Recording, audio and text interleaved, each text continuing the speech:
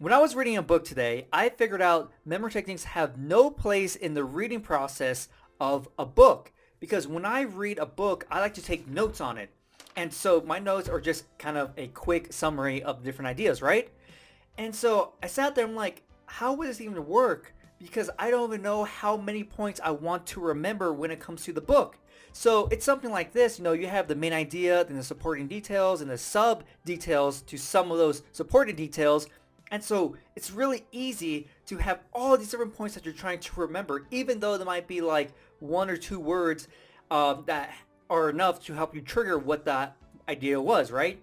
And so it was just so daunting when I actually paused when I was reading. It was like, how do I even use memory techniques? Because I started planning out just right then and there. I can use the memory palace, but how do I know how to break the memory palace up, or how many locations I need, or do I have to have like sub locations for the sub points, and all these things were going through my mind. But I just figured out, for me, when reading a book and taking notes, memory techniques have no place because they come after I have all my notes down. Then I could go through and use memory techniques because I already have a summary right there, and I just need to be able to remember the summary because that's going to trigger the book, right? So it's kind of a three-step process. And so that's where I see memory techniques having a place when it comes to learning a book. Now, of course, it might depend on how you go through a book, if you take notes or not. And if you don't take any notes, then I guess memory techniques are going to be pretty much the way to go. But it's still hard to figure out what do you need in order to remember all those different points.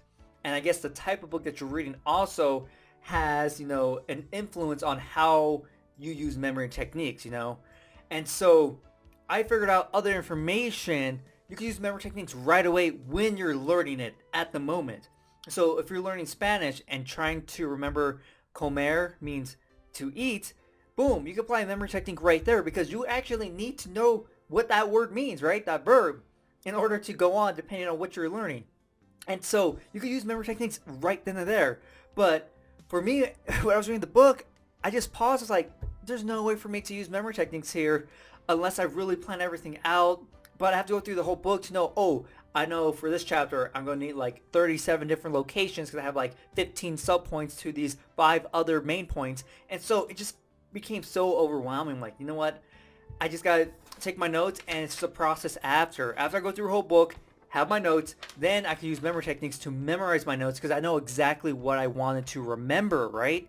That's the key. After I have my notes, it tells me everything I wanted from the book specifically.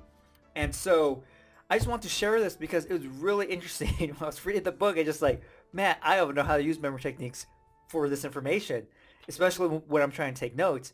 But other information, it's really easy to just apply memory techniques here and there, right? You don't go out and meet people and try, meet everybody. Then you go home like, okay, now let me use memory techniques to to remember their name. No, you kind of have to do it on the spot, right? And so there's a time and place for memory techniques, I believe, but you have to figure out what works for you or not. But I would love to hear your ideas about this topic. That are there some types of information that you're learning that you really can't use memory techniques when you're actually learning it? You have to kind of wait till the end when you're ready to study and review everything. Because I think there are different types of information where memory techniques are like easier to use. Don't get me wrong, you can use memory techniques when you're reading a book, but it seems it's a little bit harder because you don't know exactly what you want to remember. So hopefully you enjoy this video, and I'll see you next time.